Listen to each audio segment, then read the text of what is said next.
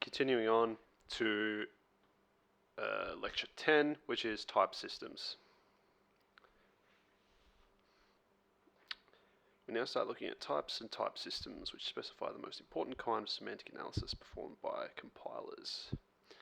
Strong versus static typing. The C programming language has an expression dereference P, whose meaning is to dereference the pointer P. However, C gives a lot of flexibility for computing the pointer P. In fact, it's possible to construct an invalid pointer, and the C compiler will not necessarily stop us or even give us a warning. What does the ANSI C specification say when say what happens in this case? In the specification, the C89 spec, we read the following. If an invalid value has been assigned to the pointer P, the behavior of the unary operator, dereference operator, is undefined. This slightly alarming sentence is actually only one of more than 80 occurrences of the phrase, the behavior of something is undefined in the spec.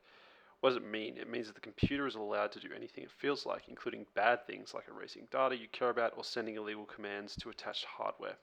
On most computers, it means in practice that your program crashes, but it also might simply cause the program to run incorrectly in an unpredictable way. A program is safe only if it never gets into a state where its behavior is undefined. Languages use types to help avoid undefined behavior, and the effectiveness of types at this job has been a real success story of computer science. Types help guarantee that various bad things don't happen, such as operators, such as the dereference operator, receive the right number and kind of operands.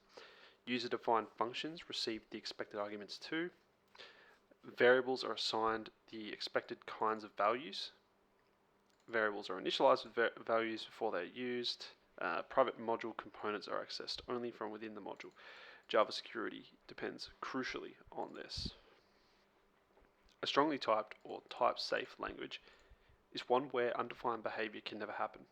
This does not rule out non-determinism, in which more than one behavior is possible from a specified set.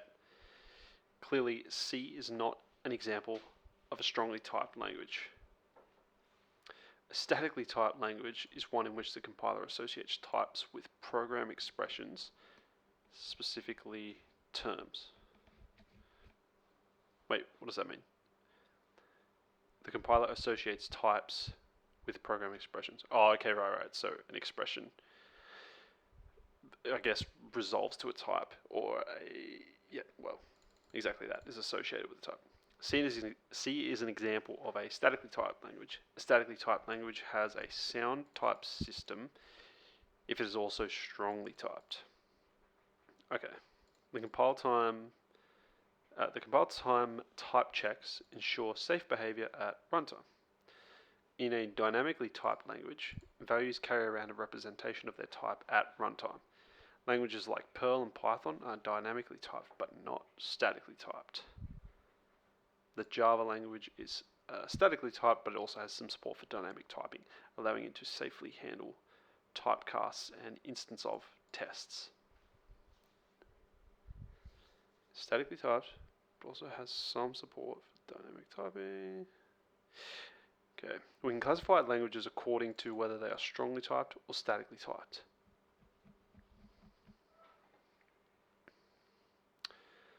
Cool. Yep, that's fun. So Ada is statically typed but not strongly typed. So undefined behavior can occur in Ada. Given that we can have type safety without static typing, why do we want static typing? There are two main reasons. It helps prevent program errors, and it allows the compiler to avoid runtime overhead in generated code.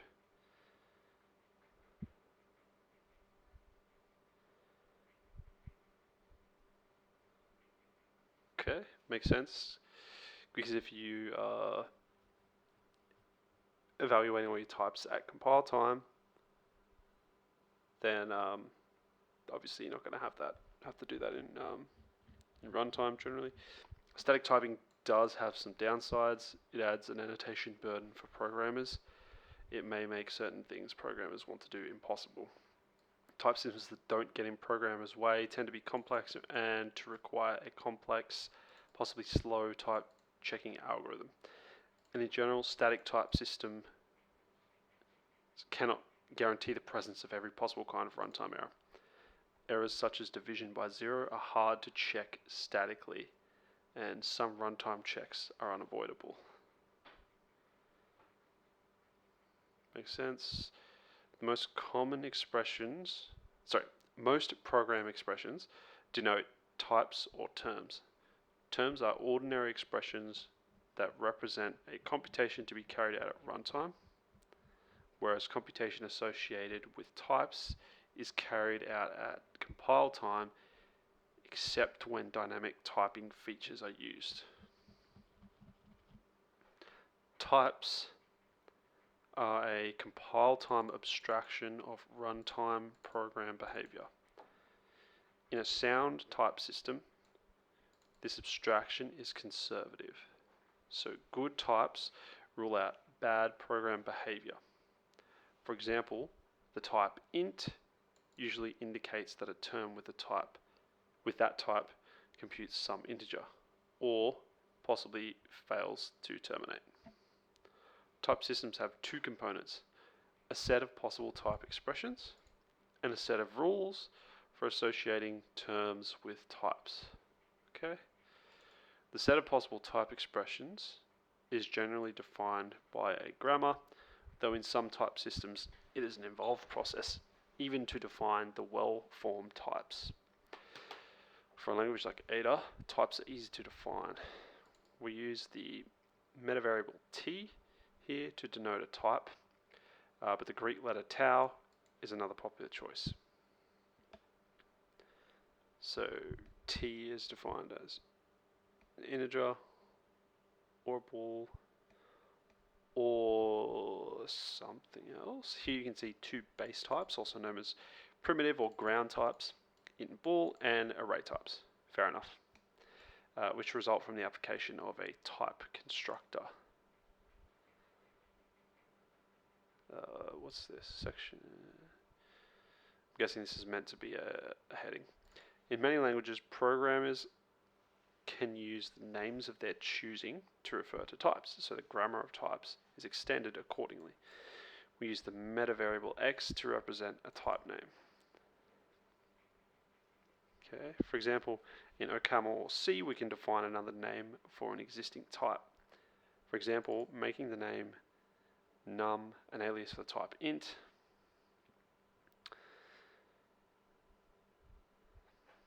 Yep, cool. Here are the type expressions. Num and int are really the same type, and the compiler needs to be able to do the compile time computation to decide this equality. The computation involves figuring the true definition of num and int by determining that they have the same structure. If we had an OCaml function that expected a num by num and we provided it an int by int, it would type check because the types num by num and int by int are equal. This is an example of a structural equality test. Another example of a named type is a class type, as in Java. Here we declare two classes C and D, so C and D can be used as types of objects. In this example, the names C and D are bound to types that are structurally identical, but the types are considered unequal simply because they have different names. Therefore, type equality in Java is nominal, i.e. based on names rather than on the structure of types. Common type constructors.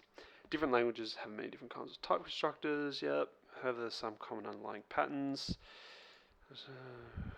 In the following we use standard notations. So a unit. Another handy kind of primitive type is a type with only a single value called a unit type.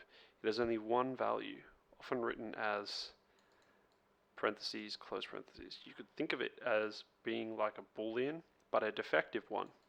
This might sound useless, but the unit type is useful for giving a type to expressions that do not produce an interesting value, such as statements or procedures that do not return a value. Okay. In OCaml, this type is written as unit. In type theory, this type is often written as 1. Okay. In C and Java, the type void is essentially the unit type and is used only to describe the return type of methods that don't return a value. Huh. So I'd never heard of a unit type before, so that's interesting. Obviously, the void type is what I was using and how you would use it, but I've never heard it called that. It's cool. Tuples. A primitive kind of data structure is a tuple, which groups together several values of possibly different types. A common notation for a tuple containing values of types T1, T2, all the way to Tn is T1, asterisk T2, asterisk all the way up to Tn. Values within a tuple are distinguished by their position in the tuple. OCaml is an example of a language with tuples. Records. So actually use these at work. I've never really delved into what a record is, so this is interesting. Records are closely related to tuples. The type x1 x1 is T1. Sorry, it's like key value, key of x1, value of T1, all the way up to key of xn, value of Tn is similar to the tuple type T1 all the way up to Tn, except the values in the record are accessed by field names rather than by position. Oh, is that it? Well, that's pretty simple then. Yeah, that's pretty simple. It's like a JavaScript object, which is just a record key values. For example, accessing the field xi of a value v might be written as v.xi. In some languages, the order of the fields in the record is significant. In others, the record types are equal even if the field names appear in different order. Making field order insignificant has implications if you want to support subtyping, which we'll talk about in the next lecture. Okay. Variants. Records store several named values. Sometimes we want a variable to be able to contain one of several different kinds of values. Variant types are one way to accomplish this. For example, in OCaml, if we want a value that can be either an int or a bool, we can define a named type to accomplish this. Type int or bool equals integer of int or boolean of bool. So it can contain either one but not both. Given a value of int or bool, we will find out which we have by pattern matching. Let x int or bool equals blah, blah, blah, match x with integer, or it could be a bool. Cool, very cool. C++ has a std variant class for this. Yeah, to check the type of variant, you use std holds alternative. So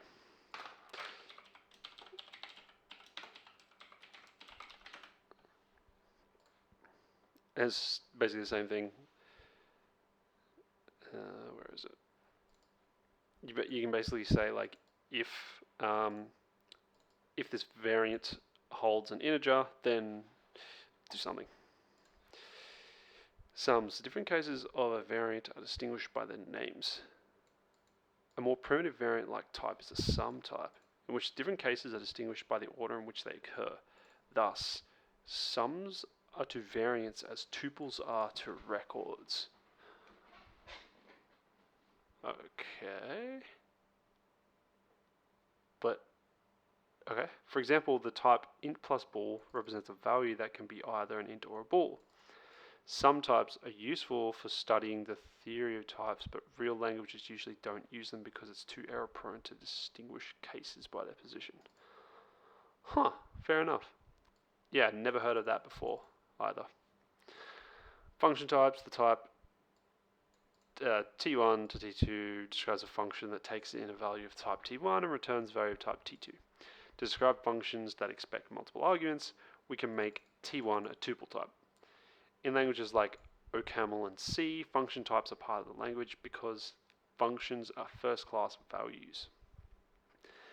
In Java, there are no values with function. In Java, there are no values with function type because functions occur only as methods inside objects. However, function types are still useful as a way of thinking about the types of methods. In some languages, the exceptions that can be raised by a function are also part of the function type. Cool. Code that uses the function may be required by semantic analysis to handle all exceptions that might be raised.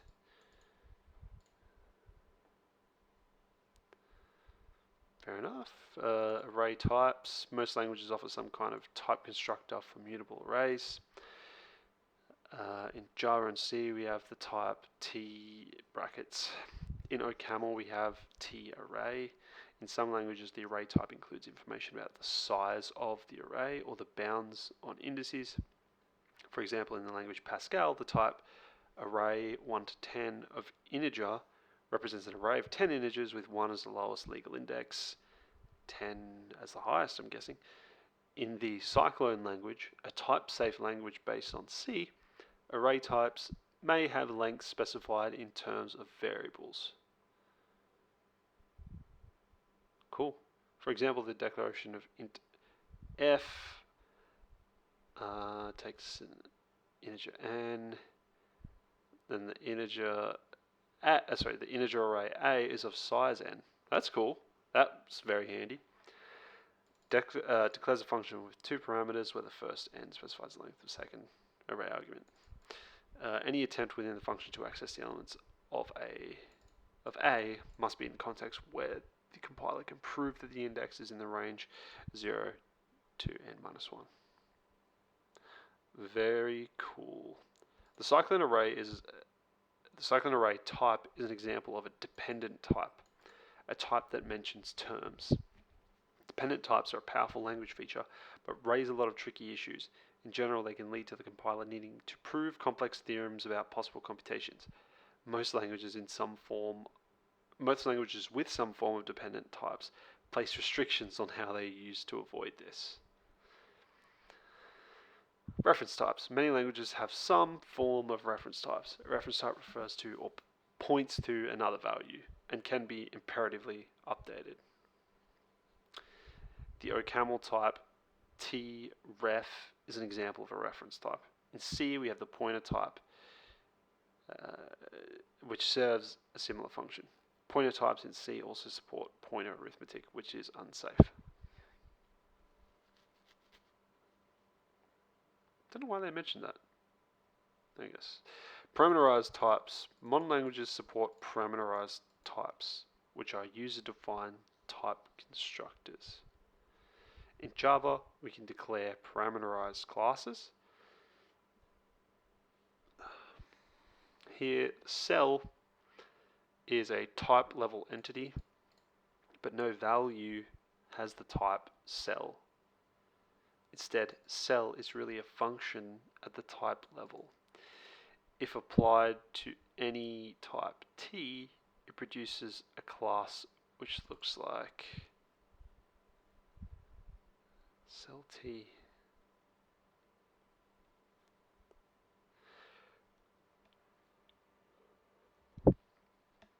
We can therefore think of cell as having a signature type.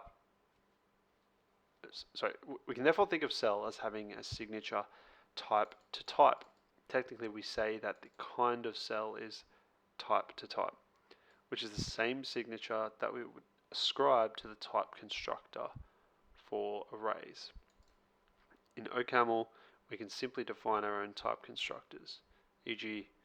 type T cell equals contents T.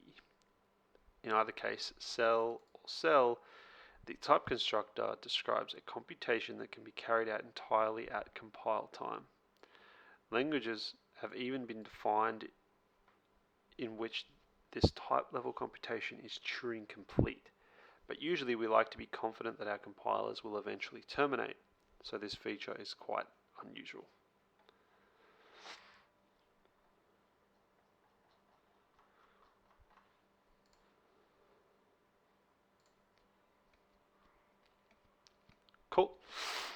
The next video will be on the Ada type system itself.